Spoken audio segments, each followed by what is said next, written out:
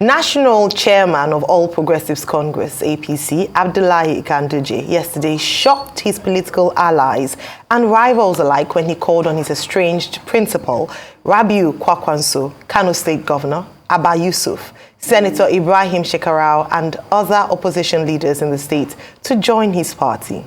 Ganduje, who made the call after a stakeholders meeting in Kano, said the idea was to enable APC use its national advantage to bring about a focused and unified one-party arrangement that would favor his native Kano state.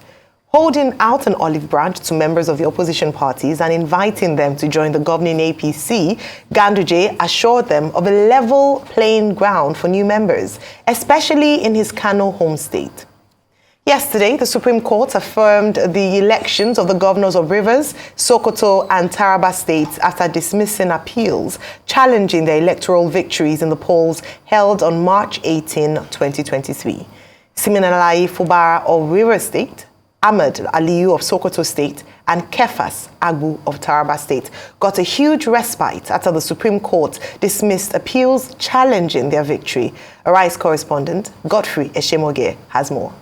In the Rivers matter, Patrick Tonye Cole, the governorship candidate of the All Progressives Congress, APC, challenged the election of Governor Siminalayi Fubara on grounds that he wasn't qualified to run for governor as he was still in the employ of the Rivers State government as Accountant General as at the time of the election.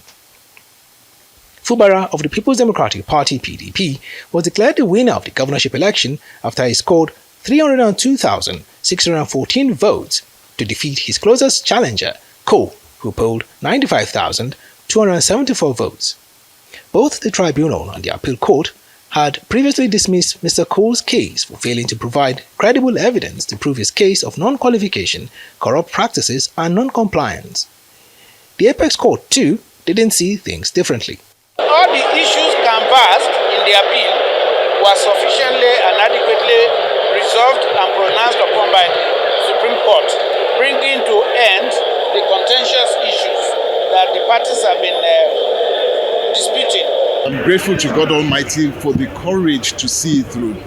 Of course, there's disappointment that we did not win because we believe that we had a very, very good case. But that notwithstanding, I want to congratulate all Rivers people for just seeing this through.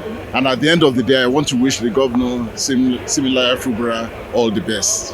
I have been completely at peace with the party.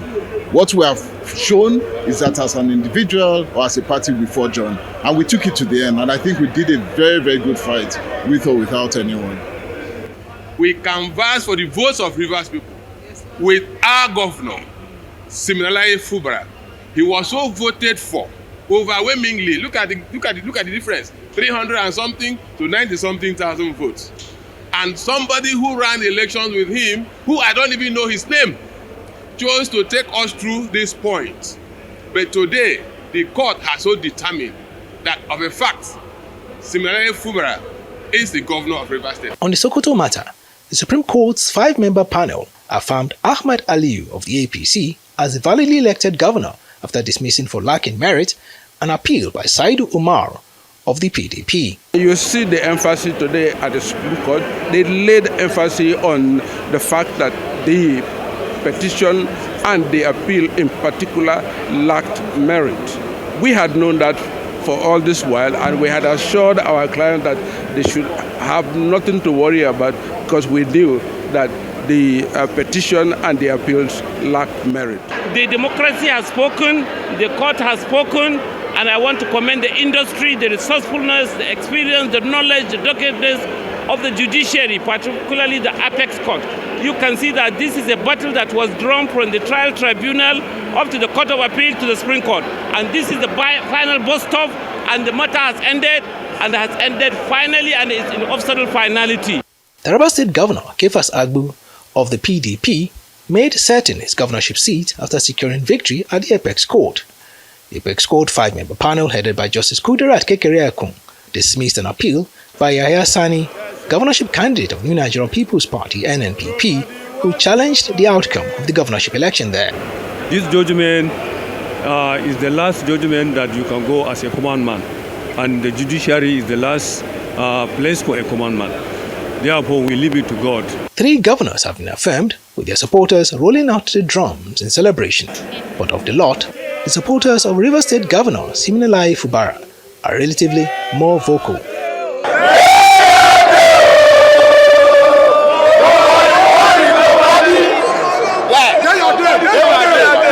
Godfrey Eshemoge, Arise News. Victory heralds the court judgment for some, whilst for others was met with equanimity, whereby, okay, accepting the fate of what's happened. Rufai, your take on this story? I mean, exciting one as regards to victory, but I want to go first back to the seeming reconvergence in Kanu of the APC boys. I mean, truth has to be said, this is what politicians do, so I'm not surprised that Ganduje is calling his principal back and saying, no, let's sheathe swords and things like that, because either way, they are both winners. Yeah, it was a heated battle. Ganduje would have wanted to take Kanu. The first time in the 2019 elections that Ganduje pushed, and, you know, because it was pretty much a proxy ticket, the person that was running against Ganduje then was heavily supported by Rabi Musa Kwankwaso, his former boss. Ganduje was saved by the skin of his teeth, so he did his second term, and after doing his second term, he tried to push his own person there that he supported, Ginoa. But this time it was the turn of Rabi Musa Kwankwaso, and he did win. His candidate did win there in the NNPP, and NNPP held some, grounds in there. And they've had their fight back and forth. You remember the demolition of the roundabout and a couple of other things that happened. But Ganduje went ahead, and he was successful. He became the national chairman of the APC, and because of that, by extension, he was close to winning in the court again with his candidate, of the APC in Kanu until the Supreme Court ruled and gave a finality. So now that all has been won and lost, Ganduje is making a move. The question is, will Rabi Musa Kwankwaso take it? With politicians I know, there's a high likelihood that Rabi Musa Kwankwaso might go back to the APC. In fact, I'll say over a 60-70% chance, and I'll give you my reasons. Number one reason, the NNPP, there's been a fight with Dr. Boniface as regards the soul of the NNPP. That fight is on. Dr. Boniface has constantly argued that Rabi Musa Kwankwaso just came to hijack the platform and they used it as an SPV for their own goals and objective. And on the national scene, there's no sustainability as regards it. But Rabi Musa Kwankwaso, because of his clout, was able to make some big inroads in the north with the NNPP. So will he want to stay back there? And secondly, there's this argument the politicians make as regards alignment with the center. So they don't like to go it alone. And we have seen people defect for all sorts of reasons that they can't even give in the first place. We also, the likes of Ayade defect last minute to the APC and all of that, but it wasn't a gamble that paid out for him in the end. But aligning with the center is something. And I also suspect, and my third position will be, there was sort of like an elder consultative forum that was set up in Kanu that had, Ganduje, his candidate, and, the top hundreds of the NNPP, sort of like a coalition move to be able to sheath their sword as regards the breakback they had in Kanu. So for those three reasons of mine, I think Kwankwaso will be well on his way, over 80% to going back to the APC. And also the fact that he had dealings and meetings with President Tinubu even after the election. And for politicians, it's always about what suits their interests. So it's not about you, the people, that you run around for them and you break your head or split hairs over them. So I think since Ganduje is openly calling, let's see how things will pan out. Kanu might probably switch to the APC in no time as they start to align again for the 2027 elections. Anyway, that's why they are politicians. Politicians think of the next election. Leaders think of the next generation. They don't talk about the next generation of Nigeria. It's only the next generation, the next elections for them. That's what matters. That's that about that. So I'm not surprised about these moves.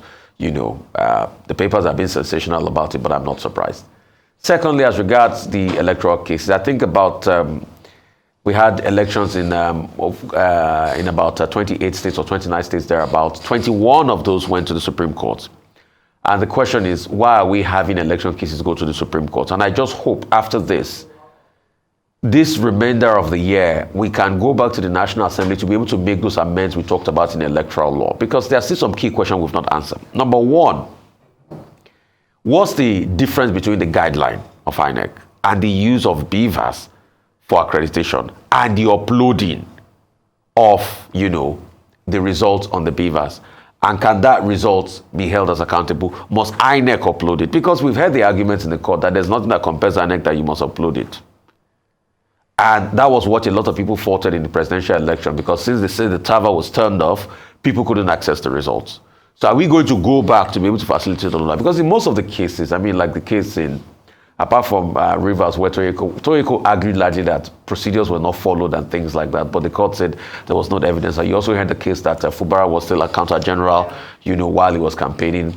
Even in the case of, what is it called? The case of Kefas in Taraba, it was a case of non-compliance.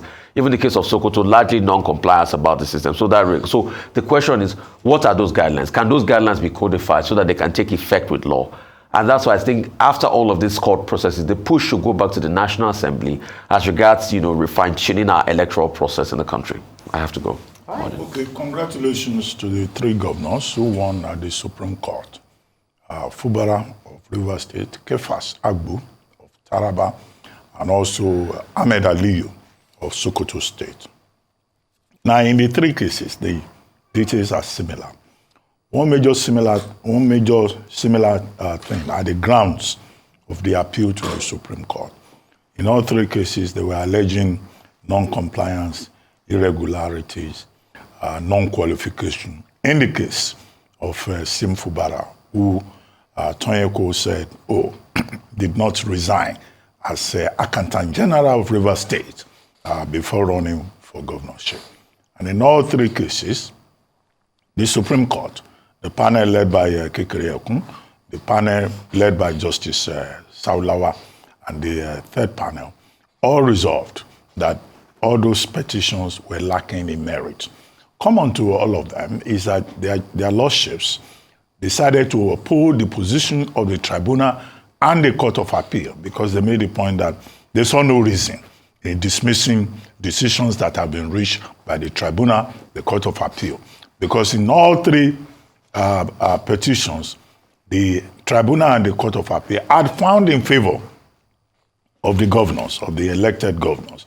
And after a pattern, the Supreme Court would not ordinarily, except the circumstances are exceptional, go against the ruling of the lower courts, particularly when there have been concurrence between the tribunal and the Court of Appeal. But congratulations also to the parties involved. I noticed that Tonyeko didn't go as far as saying congratulations. He said he wished him well. He wished Fubara well, which is fine. It's okay.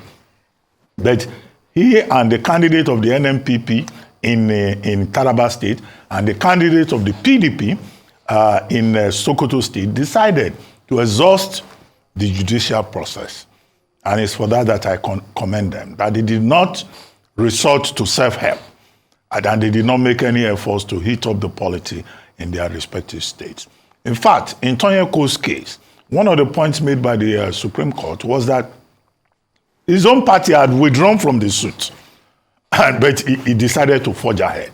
And that was why I was saying where he decided to go alone, at least to, test what the courts will say. All of that, is commendable to the extent that they respected the rule of law. And I hope all parties involved will respect the outcome in good faith. And that the winners, particularly Sim Fubara, who says in the statement that he issued yesterday that there is one elephant out of the room. Well, I don't know which other elephants are still in the room.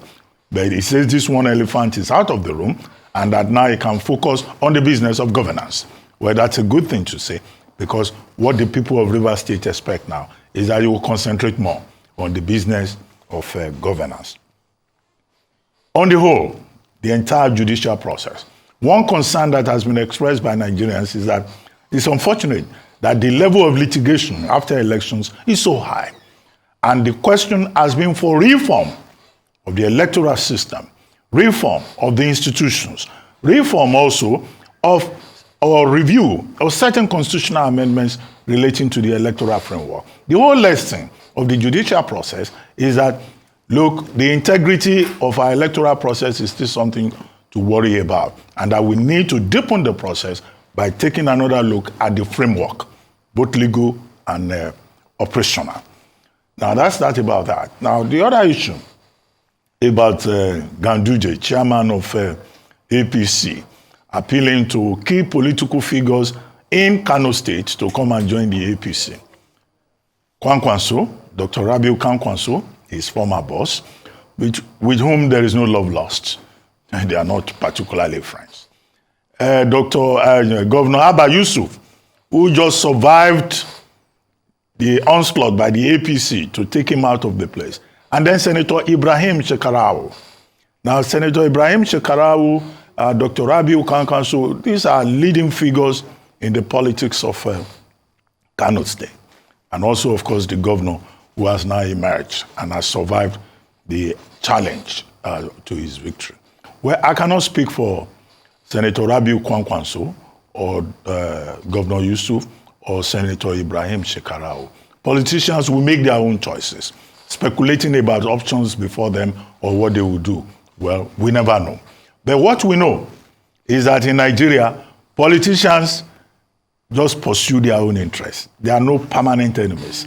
There are only permanent friends, and they are propelled by self-interest. So tomorrow, any one of them can make any decision, and it will be after a pattern in terms of how politics is played in Nigeria. But let me make one point. Ganduje's appeal to these political juggernauts in Kano State is based on the proposition that Kano State will be better off as a one-party state. And it is when they have a one-party state in Kano that Kano will be able to benefit from federal projects. Well, he's not in a position to give that guarantee. And, you know, chairman of a political party proposing a one-party state, where I'm not too sure that either in Kano or in any part of Nigeria, anybody will want a one-party state or a one-party state that is led by the All Progressives Congress. As a Democrat, we expect Dr. Ganduje to be defending the interests, the objectives, the purpose of multi-party democracy, not to come and be talking about one-party state which will amount to dictatorship of a selected few. So if he starts with Kano, how far will he go? Will he go to Rivers too and preach a one-party state? Will he go to other APC states and preach a one-party state? So I don't agree with the idea of one-party state, or it is only when you join the APC that you can benefit from federal projects. No, that's a very narrow, tunnel vision approach to politics that is supposed to be representative. And what we expect is that whether in Kano State or anywhere else, there should be a multiplicity, there should be diversity in terms of political orientation, so that the people can make their own choices. The whole idea of differences in politics is that the people make choices. And part of the element of democracy is that the people also have a right to make bad choices. If they make wrong choices or bad choices, in the next election cycle, they get a chance to correct themselves if they have learned. Although in Nigeria, the people don't always learn. When it is election time, all kinds of people behaving as if they are on something of a different nature will be defending the indefensible. But in any case, it's the right of everybody to hold views that they hold legitimate in their own interest. Absolutely. Well, so many things to comment on. First of all, congratulations to the affirmed winners in River State, Sokoto State, and Taraba State. Interesting outcome in terms of the speeches there from both the winners and, I wouldn't call them the losers, but those who didn't quite get their desired judgment at the Supreme Court. Of course, the most interesting one is the one from River State because of all that has happened leading up to this moment. Governor Sim Fubara had released a statement following that, and quite curious, in his appreciation speech, he had thanked God, thanked the president for the fatherly role, according to his speech, that he played in the crisis that rocked the state and his internal politics with his what some people have called Godfather, and also thanking his former Oga, as he put it. In fact, he said it would be unfair of him not to appreciate his former Oga. And then other things around how he would strengthen, work on and build on making the state like Lagos, if not up to Lagos, but close to Lagos. And I thought it was a little praise to the state of Lagos State, and also perhaps the governor as well, in terms of being a model state for other states to look out for. But what some people found curious were some people that were exempted or left out, whether deliberately or not deliberately, from his thanks speech.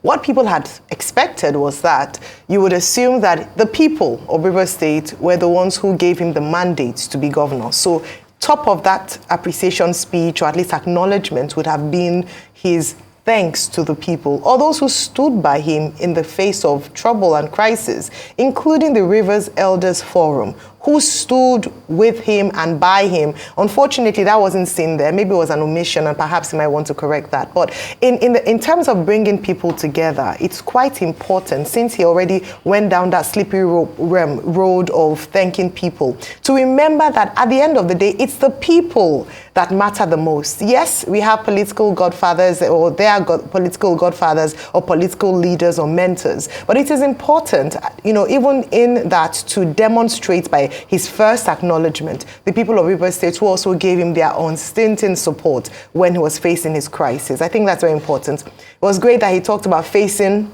the activity of government, but very importantly, while speaking about the first elephant, which has now been dealt with, which was the matter of the Supreme Court and litigations, election petitions or tribunals, he also talked about the other elephant, and he said that he was hopeful that it would end amicably, and then they would be able to work well together. It was a veiled, in my opinion, a veiled attempt to perhaps reach out and put out an olive branch to former Governor Nyesom Wike. A lot of people had wondered if perhaps he would then take his firm position as governor once he's been able to deal with the tribunal matters and been affirmed by the Supreme Court. So I believe all eyes on Fubara as to what he'll now do now that he has been confirmed by the Supreme Court. Would he now, establish himself as governor of Rivers State, or would he continue to go, at least cap in hand as it seems, to find the favor of the former governor and the favor of the president? In fact, I believe that now going back to the first story and linking that up with chairman of the APC, Dr. Ganduje, talking about inviting people from Kano State, maybe he should have extended that invitation as well to Rivers State, because it seems like Rivers State as well is fraternizing with the APC. First from the former governor of the state, now the FCT minister, Nyesom Wike, whom a number of people have wondered where his allies are, whether his loyalties are with the PDP or with the APC, what his decision is, whether moving, and whether he would move his state along with him, since he has the loyalty of a good number of the members of the State House of Assembly. And then would Governor Sim Fubara, since he's praising the president and seems to have found favor with the president, also be considering a move to the APC? So maybe perhaps Dr. Ganduje should have extended an invitation to him as well. Now, talking about building and consolidation, I totally agree with the fact that for a strong democracy, it's important to encourage a multi-party system. So saying that the state is stronger for a one-party system at all, we need strong opposition if we must hold government to account or hold this administration to account. And the administration should not be afraid of opposition. It's because when it comes to good work, you must be willing to open yourself up to constructive criticism, to test whether or not what you're doing is working or not just from the people, but by a strong opposition voice. And so, yes, it's important to bring people together. It doesn't have to be mudslinging and name-calling and fighting. It can be exchange of ideas, positioning of better ways of doing things. And so, in terms of that one-party state, absolutely do not agree with that. I believe that Kano State is stronger to have another voice, and perhaps the APC, in its position now, newfound position as opposition, would then do their work as opposition and hold Governor Abba Yusuf to account and keep him on his toes for the benefit of the Kano State people. One of the things that we often remind and talk about again and again is the importance of putting the people at the fore, because sometimes it seems as if the democracy here in Nigeria is focused more on the leaders and what the leaders can gain more than the people and how governance and leadership can benefit the people. Again, congratulations to all. There was the jubilation in Taraba State. We hear that the supporters of the governor had lined themselves up at the airport to welcome him. Unfortunately, due to bad weather, he wasn't able to receive them, but I'm sure the party or the celebration continues today. In Sokoto State, the PDP have said they would accept the ruling as an act of God, and so hopefully they would work together with the governor in terms of moving the state forward. One more time, congratulations, but very importantly, it's now time to roll up their sleeves and get to work for the good of the people. Moving on to the next story. Former Vice President Atiku Abubakar has said Tinubu's administration owe Nigerians an explanation for the NNPC $3.3 billion emergency loan. According to Atiku, the federal government continues to keep mum about the $3.3 billion emergency crude repayment loan, which according to the NNPCL, which was to help give support to the Naira and stabilize the foreign exchange market. In a statement released by the former presidential candidate of the PDP, he said it is inconceivable that the federal government will leave the country to take a loan of $3.3 billion with an interest rate that is not more than 12%, but with estimated repayment amounting to $12 billion. Rufai, take on the story. I mean, very good concern raised by Elijah Atiku. And that's what opposition is all about, accountability. I saw a reply by somebody in the presidency that said, oh, this has been replied to. And what they explained was the fact that it was part of the Gazelle project of the NNPC and the money was taken to be able to stabilize the Naira. And it's going to be paid back with crude and all of that. The question is, what are the terms? Just like he has asked. At first, is it that things are so terrible in Nigeria that a sovereign like Nigeria is taking loans at interest rate higher than 10%. We can't even do single digit again. But that's the reality. That's why we can't go to the bond market.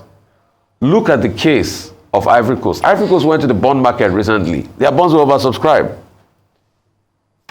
But for us, if we go to the bond market, we've so much gone there. And when you look at all the credit ratings and things like that, and the stability and the outlook of our economy, it's in dire straits. So people are not ready to give us. The Afrexim money we were supposed to collect, at some point Afrexim said, no, okay, let's allow other investors take this risk.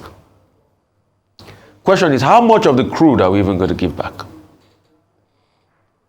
Thirdly, this money, how has it been able to stem the decline of the Naira? Because, hey, if you say we have gone to scout for 3-point-something billion, then we're going to pay another 12 billion for a couple of years down the line. And the Naira keeps sliding. Today it's over 1,400. It's going to hit the 1,500 mark very soon. Some people are postulating probably before Easter, it will be 2,000 to the dollar. I've never seen this kind of thing before. Even if you date it back to SFEM or the early 80s when people were complaining that there was a slump in the currency, it wasn't this bad.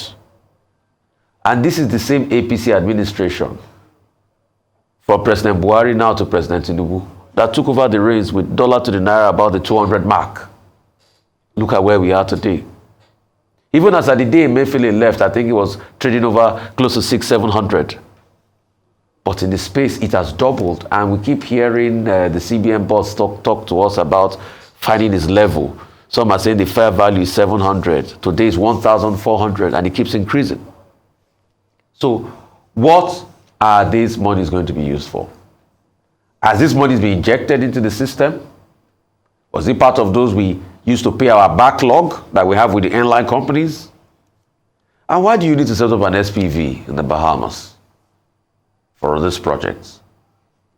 This project Gazelle, as it were. What are the terms? What is the interest rate? This is the public accountability we keep asking questions for. And was this the best financial decision ever possible? We ask. Was it? Could we have gotten a better deal anywhere else? Those are the questions we're asking this morning. And Atiku Abubakar is asking those questions. Right. Well, again, the beauty of multi-party democracy and the value of having an opposition. So you'll find that political parties will ask questions. And political parties that maybe you say you don't like to use the word lose, that lost out, in the last general election. So part of their function in a well-functioning democracy is to keep the government of the day on its toes. So kudos to Waziri Atiku Abubakar for raising these questions. I know some people have reacted, supporters of the government and APC, saying that Atiku Abubakar is being mischievous and that he's raising questions that are not relevant. But what are those questions he's raising? He wants to know whether the federal government has assessed the loan. That loan, we heard about it in August 2023. This is April This is January 2024, as the federal government assessed it. 2, was the loan, the borrowing, was it approved by the National Assembly? That's another question that Waziri Abubakar is asking. He wants to know who are the parties to this loan and what are the conditions and the interest rate. And he raised a final question: why register the SPV in the Bahamas, what is called Project Gazelle? And he also raised a question that if Nigeria is going to pay 90,000 barrels, supply 90,000 barrels per day over a certain period, it's going to give back more than the value of the loan that has been borrowed. It will be given back at the interest rate that has been agreed upon, up to about 12.2 billion. Look at the gap between 3.3 billion and $12.2 billion. And he says, you know, the Nigerian people will need explanations in this regard. Now, I think that characteristically, it's usual for government spokespersons to dismiss, anybody at all, not just even opposition figures who try to seek clarifications. I think in this instance, the NNPC and the federal government should not dismiss the questions that have been raised by Waziri Atiku Abubakar of the People's Democratic Party. It's in their interest to be seen to be transparent, to offer further explanations. However, a caveat in this regard is that the NNPC, when this deal with African Export-Import Bank, Afrixim, was struck, had put out what they call frequently asked questions. Now, in that document, where they talked about frequently asked questions, they tried to address some of these concerns. They said this is a forward sale agreement collateralized by future crude oil itself. They said in that same document that, look, if there is a difference and there is bigger profit in terms of the process, the NNPC would, that difference would revert to the NNPC. But has it happened? Will that happen? At what rate is that being done? That is the question that Waziri Abubakar is asking. Now, they also said in that through this loan, they will be able to finance their obligations and also pay royalties and tax obligations to the Nigerian government. And that would help the forex crisis, the foreign exchange crisis that Nigeria is facing, because the transaction is, of course, dollarized. Has that happened? Has it happened? So these are relevant questions that I think that the NNPC should not shy away from. In addition to their frequently asked questions that they put out in August 2023, they should go further, for the purpose of transparency and accountability, to address in specific terms, without being abusive, the questions that have been raised by Atiku Abubakar. But what all this shows is that there is a growing concern about the effectiveness of some of the steps that have been taken by the Tinubu administration. Only yesterday, we were discussing the CBN governor, talking about how the Naira is undervalued and how, they will work together with the fiscal side to do things properly. Well, even organized labor is asking questions that the Tinubu administration has to come and offer explanations about the reforms that it has introduced. It's not enough that Anthony Blinken comes, he praises the reform, or Fitch or other rating agencies praise the reform. What is the impact in Nigeria? Mr. Cardoso yesterday was saying the Naira is undervalued. Why would the Naira not be undervalued? Do we even treat the Naira with respect? Is it not the same country where school fees are paid in dollar? Even some departments of government, their transactions are in dollar terms, and they say they are involved in international businesses. There are some supermarkets in this Lagos where you cannot buy anything in Naira. You can't try that in some other countries. So by the very structure of it, we have already, the government itself has undervalued the Naira by looking the other way with the abuse of the dollar.